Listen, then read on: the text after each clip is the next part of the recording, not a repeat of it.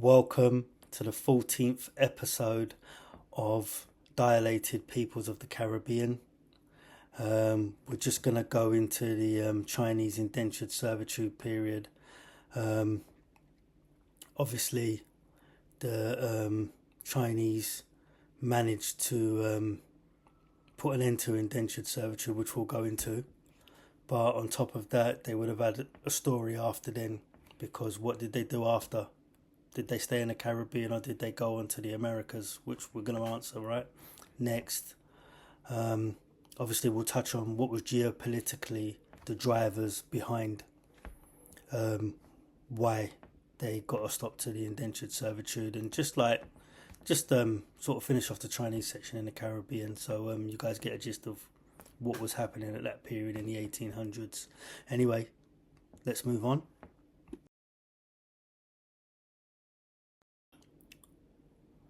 By the 1860s, news had spread on both sides of the Himalayas about the dangers of the Coolie trade and what was happening to subjects in the far-flung colonies, in lands that were foreign.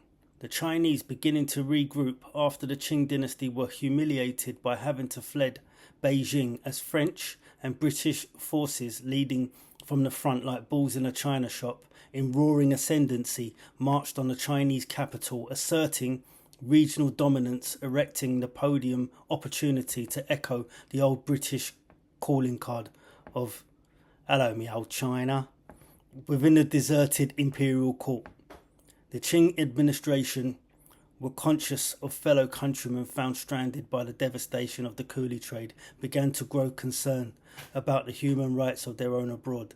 The Qing dynasty, after pressing concerns originating from internal affairs, were forced to stand up to European superpowers, as it could no longer be tolerated, as pressure was mounting for action against the horrific trade to be halted, as too many Chinese were being exploited, which would have been compounded by numerically the worst perpetrator, who would have been from the mainland USA, which, if one were to marvel in significance, would make Cuba, Panama and Jamaica a mere drop in the ocean if retribution were to be accounted for. Hello, me old China. Right, no. Jokes aside, I would definitely say, who would have thought it? Like, if you said 500 years ago, 1,000 years ago, a country from like northwest Europe, leading from the front in full ascendancy, would march on Beijing, a country of that size, which is near enough a continent to itself, right? You would say it was madness. You would never envisage. That shows like the dominance that European but also Britain had at one stage. And this was just merely like not even 200 years ago. But they managed to they had an opium war. They wasn't happy with the agreement, and they decided to have a second war, and then they decided to march on Beijing.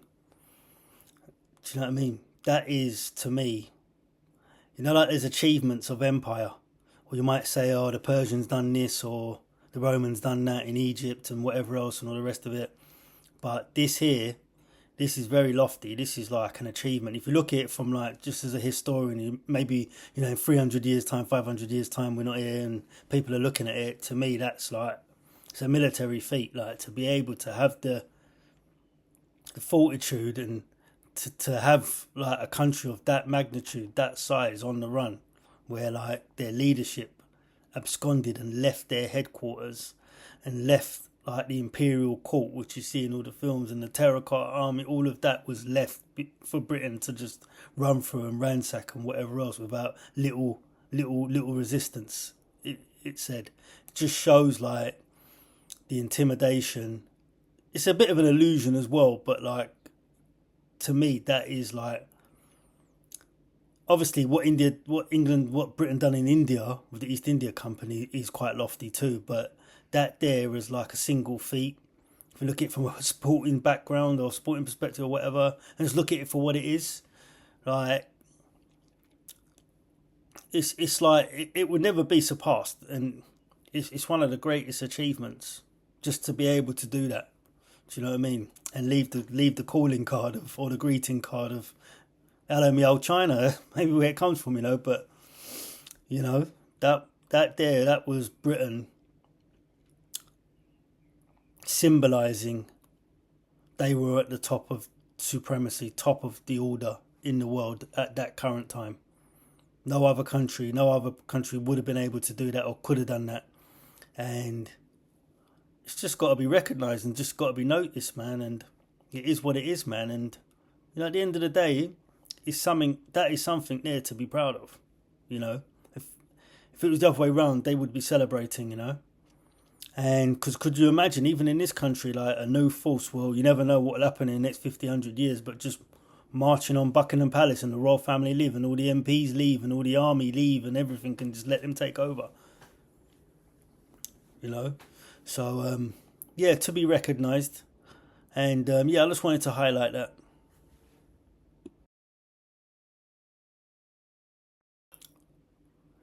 Officially, in 1874, the Chinese Coolie trade reached its natural culmination. The Qing dynasty, still in power, took sweeping action that clamped down and criminalised the procurement of citizens being unscrupulously led into employment schemes of no physical or financial recompense. Crimps were targeted as the main culprits responsible. However, it must be stated that a marriage of convenience was garnered with European merchants who were involved in opium enterprise prior to the Coolie trade as an illustration of what kind of ruthless characteristics one would find advantageous for success. The Portuguese, from the European perspective, were first to abolish the Coolie trade in the former colony of Macau, with the remaining European actors following suit a short period after. This clearly indicates that if China were prepared to go into conflict over opium ravaging the middle classes, then the rural poor almost being abducted was a trend that, if in the instance was allowed to continue for an indefinite period, would inevitably upset the balance of virtues of a society that outlasted antiquity. Should symbolise. It was understood mistreatment of the lowly citizen would be the final straw of degradation in the political ecosystem that harvests order within the Great Wall. Beyond 1874, the Chinese indentured were rendered legally redundant. So let's stop there. So, to my understanding and from what I've read, the 1840s to the 1850s, the British pretty much had a hold politically on the Chinese. They managed to secure Hong Kong as a port of theirs, and the Europeans were just on, hanging around the coast and just like, sort of dictating to China, right? But then they started to regroup, and it got to around about 1860, 1870, and there was massive outcry of indentured servitude across the colonies. That Chinese were making massive complaint, and being maltreated. So it got to a crescendo, and it just built and built and built, and then eventually they managed to outlaw and ban it in around about 1871, 1872, or around that period. And they paid to indentured servitude. It took them 30 years. It took the Indians longer, but 30 years, and they managed to get indentured servitude in the Caribbean anyway banned, because they were being mistreated, and there was all type of outcry within the country. So the Qing dynasty did something good towards the end. They managed to release their subjects that have been sent to the far-flung corners of the world in different various colonies, but especially in the Caribbean, because that's where it reverberated to, and they managed to set themselves free. Anyway, let's move on.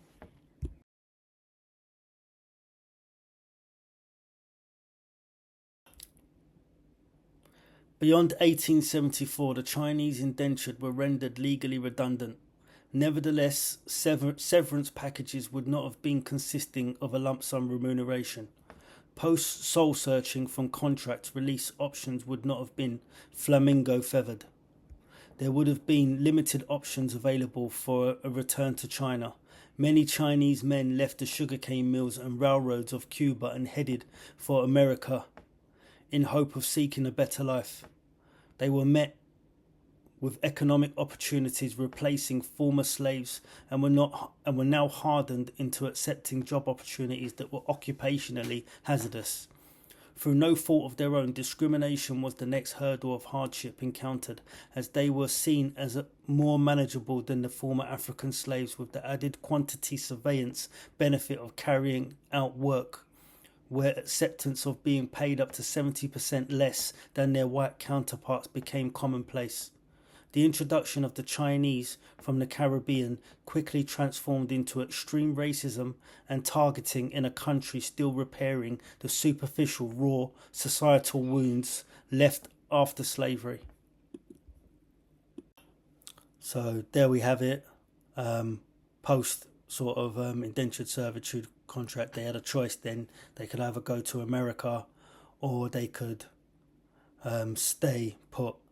Those that elected to go to America, they would have found work, but due to the time it was in America, they were taking work that was literally 70 to 80% less than what the white counterparts were getting, and they were undercutting everyone, and it was like even upsetting the Americans because of like the low level economic migration, doing all the cheap work, as what's happened even in this country, right? People complain about, but yeah, they were targeted for this in the deep south of America, and they experienced extreme racism when they were there in America, and it came from a lot of different sides, even from the black side as well, potentially because of them undercutting labour.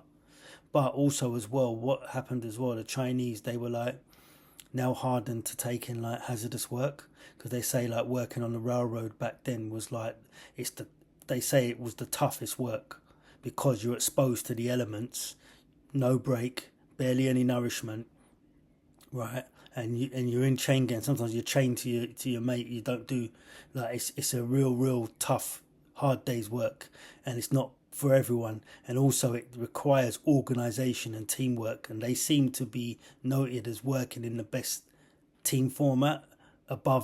Over and above, they were selected for that in front of the Indian indentured and also the black African slaves. They found the Chinese to be more organised, so to their detriment they were used for the rail works, but it was quite hazardous, quite dangerous health-wise, but also like, it was dangerous to work for whatever reason, because they would have had to like drill through like massive mountains, rocks and stuff like that, and obviously you can come by the wayside. So this is what they were used for in America, and abused really, and obviously also as well suffered significant amounts of racism in what America was in the 1800s. We've all sort of seen, So not too long ago. But anyway, good to know. Let's move on. Let's get into something different. Let's move on.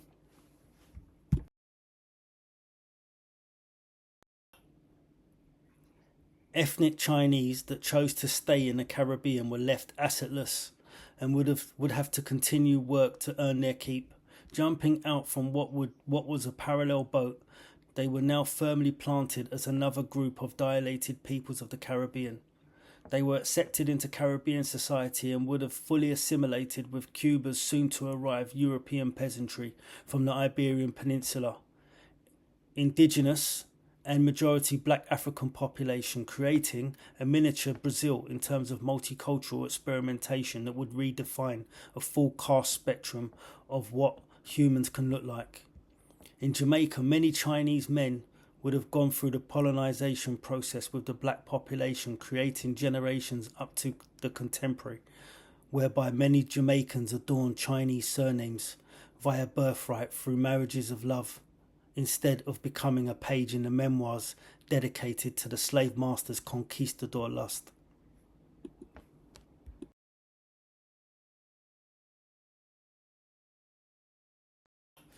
Yeah, so like I remember in my class at primary school, I remember there was a Jamaican person in my class, and they had a Chinese surname. Well, I know it's now a Chinese surname, and they're black like me, whatever, but they've got like little Oriental features, but they're like black, yeah. But obviously they would have like a, DNA grandfather or grandmother in a closet that's a Chinese coolie traded Chinese, right? But then also I remember like in my old school days, like in college, I remember like there used to be this guy, a black guy. I was like, why are they calling him Chin?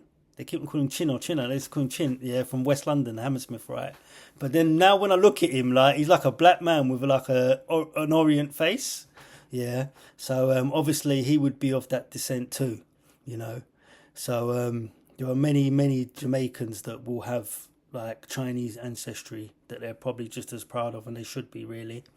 But yeah, they had a choice. Like they could have went to America, but some of them stayed in places like Cuba. There's a quite a significant, massive community that would have assimilated, and you might not even know they're Chinese because they'd be with like indigenous and everything, right? But then also in Jamaica, they're there as well, you know, and in Dominican Republic, I would think, but also just like definitely in Jamaica, and yeah, they will fully assimilated into the black population and accepted as an equal citizen. Anyway, let's move on.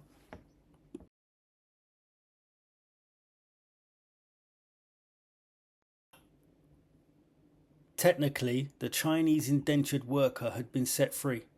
In stark reality, many of those sent away from China would have harboured many a differing character.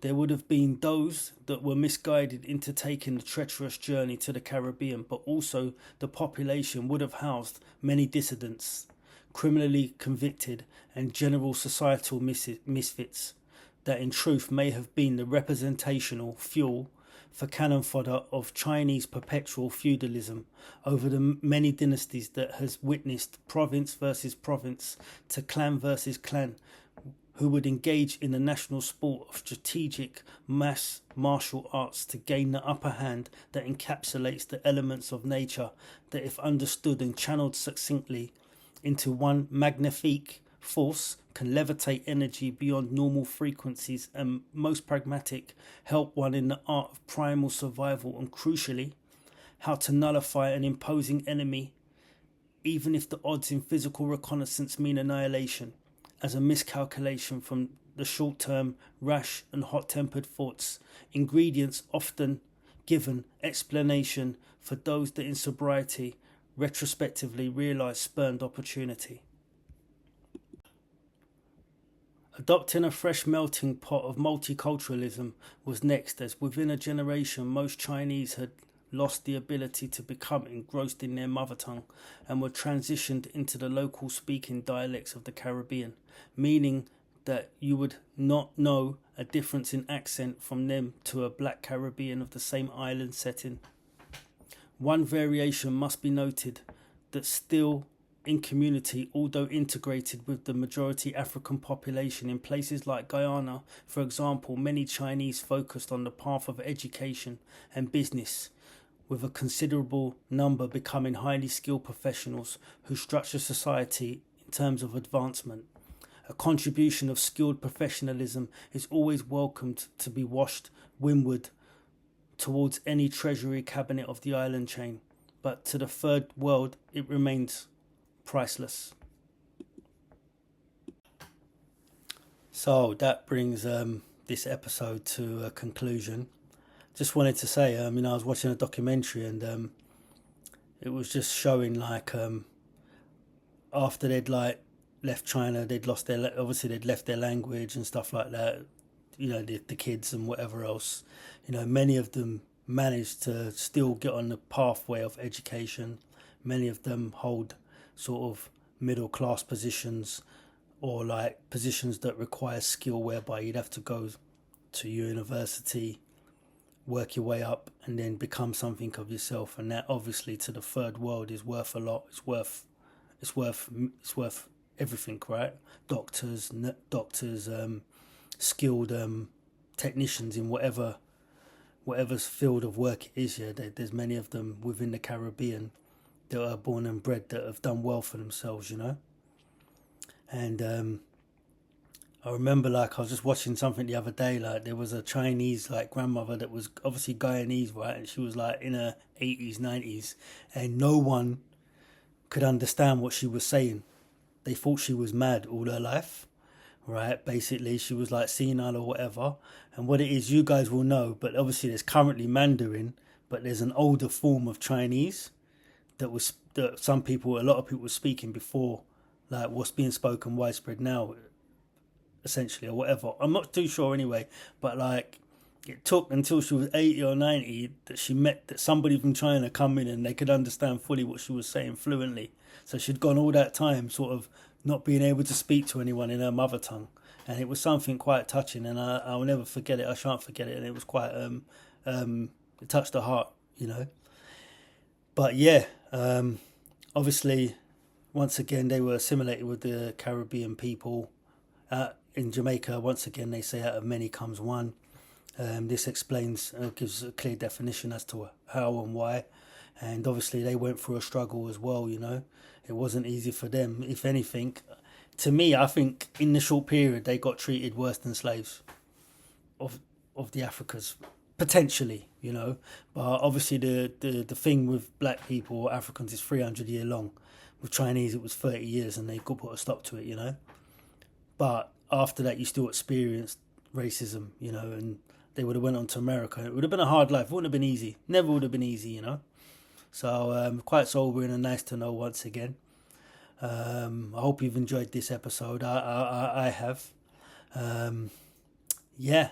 Anyway, once again, deliver this message straight to your heart because it's from mine. All right. Next, we'll be speaking about. We're gonna go on to like the Indian section. Just cover a little bit about what they went through in the Caribbean, which was equally as tough, and just carry on.